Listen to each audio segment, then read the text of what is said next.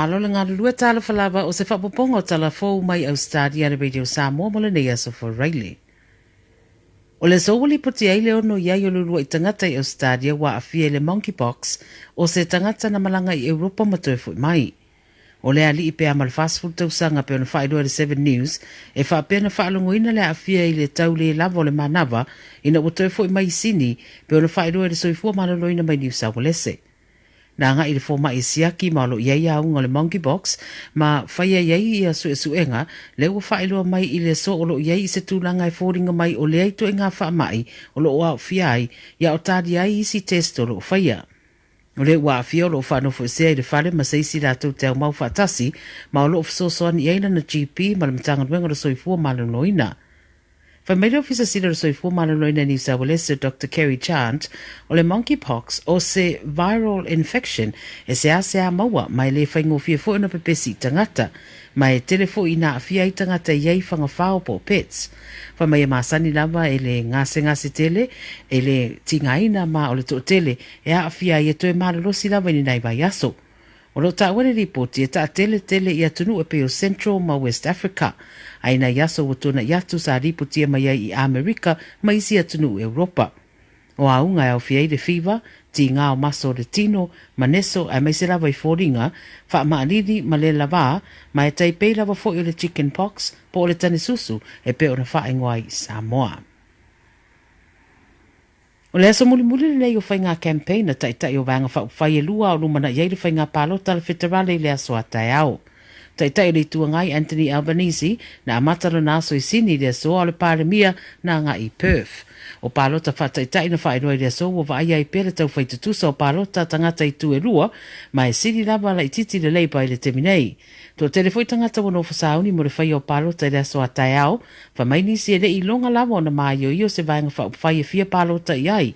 O nei le o matua manino le rei, le tele o isi folofolanga, ia maturu ia se tūranga whaamaniaina, le tele o folofolanga mai tū umai lua. O le aso a tai au, le a whaatino ai le whainga palota, I whare palota ese o whaatūranga I le atunu, ia matari ai palota moni a tangata e whai e le saa iria, o nisi o tai o Ausetalia mo reisi di matausanga. I se vainga le ripote le COVID tonu Ausetalia le teminei wa whaamawina ai Victoria tangata e to lua sefutolu o maririu, ma le 5 se furu whao ngase o lo tau fia I whare mai o na o le COVID.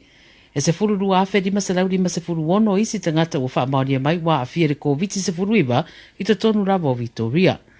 Mo New South Wales to o se furu o maririu ma le se furu afe ma le varu se furu wha o isi wa a fia, ma le afe lua se furu ono ngase o lo tau fia I le whare mai.